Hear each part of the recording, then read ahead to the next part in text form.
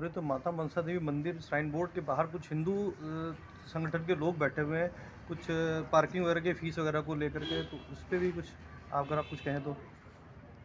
देखिए, मैं अब उनके बारे में क्या कहूँ। राजनीति इतनी लेवल पर नीचे लेवल पर नहीं जानी चाहिए। मैं आपसे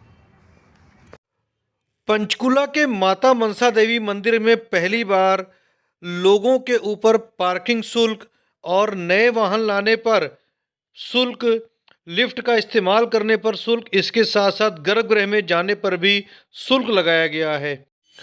अब इसी मामले को लेकर हिंदू तख्त के साथ साथ तमाम हिंदू संगठन के लोग माता मनसा देवी मंदिर के आगे पिछले 4 दिनों से भूख हड़ताल पर बैठे हैं और यहाँ तक कि एक कार्यकर्ता ने तो आत्मदाह करने की धमकी भी दे दी है। जब इसी मामले को लेकर आज हमारे संवाददाता ने पंचकुला के विधायक ज्ञानचंद गुप्ता से इस शुल्क को लेकर सवाल पूछा तो उन्होंने कहा कि वहाँ पर सिर्फ और सिर्फ राजनीति हो रही है और कुछ नहीं।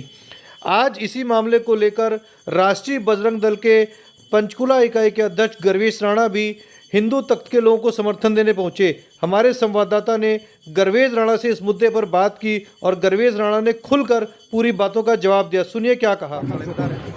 माता मनसा देवी मंदिर चंडीगढ़ के पास स्थित है और अब यहाँ पर पार्किंग को लेकर पार्किंग पर शुल्क लगा दिया गया है। इसके साथ साथ मनसा देवी मंदिर में अगर आप नया वाहन खरीदते हैं उसको लेकर के आते हैं तो उस पर भी अब आपको शुल्क देना पड़ेगा।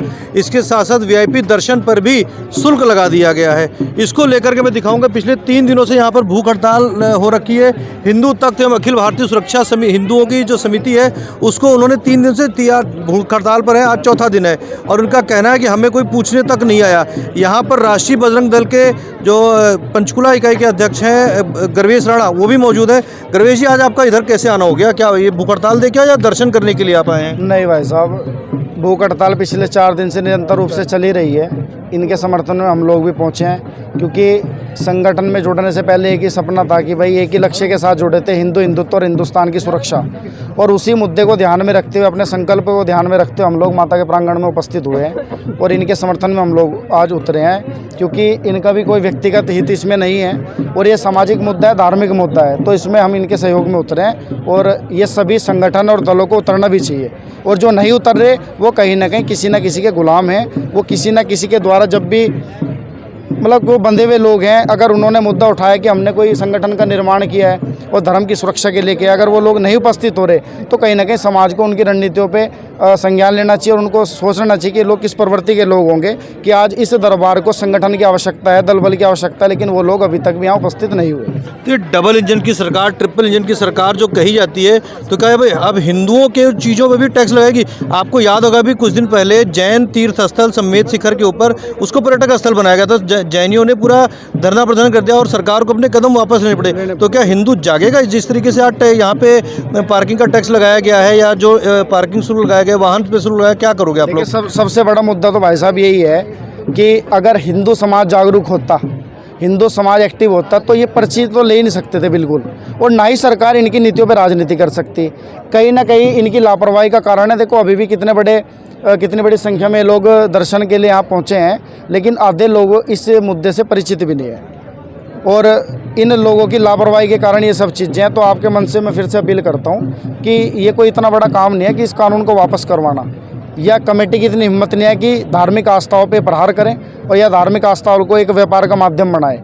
कहीं ना कहीं हम लोगों की कमी है इसमें और सरकार भी क्या करे। देखो जो व्यक्ति दबा हुआ है या जो मौका दे रहा है व्यापार करने का, ये सब हमारी कमी है इसमें। और सरकार, बाकी हाँ, सरकार को इस मामले में गंभीरता से संज्ञान लेना चाहिए क्योंकि हिंदू आस्थाओं पे सरकार निर्मित हुई थी और सरकार को हिंदुओं ने ही सबसे ज़्यादा वोट दिया था। मैं आपको बताऊं, अभी थोड़ी देर पहले मैंने विधायक जी से इस मुद्दे पे बात की थी तो उनका कहना था कि यहाँ पे राजनीति हो रही है। राजनीति क्यों हो रही है? क्योंकि कल यहाँ पे कांग्रेस के विधायक वगैरह यहाँ पे आए थे।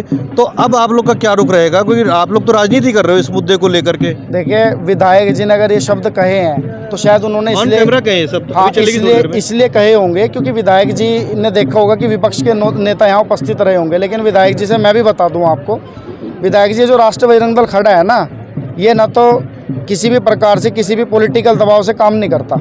गैर राजनीतिक रूप से हम लोग काम करते हैं और हमारा मुद्दा हिंदुत्व और हिंदुस्तान और गौ माता की सुरक्षा है, देश की आंतरिक सुरक्षा है। हमारा किसी पॉलिटिकल आधार पे हम कोई किसी इंजन से हम नहीं चलते। तो ये तो विधायक जी को पता ही होगा कि हमारे काम जिले में क्या है। हाँ, अगर विधायक जी हमें शब्द बोल दे कि राजनीति कर रहे हैं, उसका शब्द मैं बहुत बढ़िया तरीके से दे दूंगा। फिर विधायक जी बोल दे, सीएम साहब बोल दे, हमारा कोई भी अगर बीजेपी का व्यक्ति बोल दे कि राष्ट्रीय बजरंग दल राजनीति कर रहा है, तो मैं बहुत बढ़िया तरीके से मैं इस शब्द को मैं बहुत बढ़िया तरीके से इसका जवाब पेश कर दूंगा। और ऐसा कर दूंगा 2 ही शब्दों के अंदर कि हर व्यक्ति को बड़े बढ़िया तरीके से समझ में आ जाएगा। अगर ये शब्द उन्होंने कहे होंगे तो शायद विपक्ष के लिए कहे होंगे, क्योंकि यहाँ अभी भी जितने भी चारे हजारों लड़के यहाँ सुबह उपस्थित हुए थे, दल बल से पहुंचे थे, उनमें से एक भी कार्यकर्ता किसी ने वार्ड का भी चुनाव नहीं लड़ा। आप विधायक जी से क्या कहना चाहेंगे, क्योंकि विधायक जी ने शब्द बोले हैं, ऑन कैमरा बोले, भी चलेगी थोड़ी देर में तो आपको भी दिखेगा। फिलहाल आप क्या कहना चाहेंगे विधायक जी को? विधायक जी से तो हमारी यही अपील है कि सीएम साहब को भी सीएम साहब भी हो गए, पार्टी के शीर्ष नेतृत्व है माननीय प्रधानमंत्री मोदी जी, उनसे भी और खट्टर साहब से भी और वर्तमान विधायक हमारे, इनसे भी एक ही अपील है कि विधायक जी आप सबसे बड़ा मुद्दा ये आपका ही बनेगा, क्योंकि हिंदुओं की आस्थाओं पे जो साम्राज्य की जो रचना किया वो आप लोगों ने किया, प्रतिनिधि आप हैं हिंदुत्व के आधार पे। तो आपके शासनकाल के अंदर इस तरीके से कुरीतियों का ये प्रचलन यहाँ होना नहीं चाहिए, बल्कि ये तो हमें आवश्यकता नहीं पड़नी चाहिए कि हम इतने बड़े दल बल के साथ यहाँ भूख हड़ताल हम करें।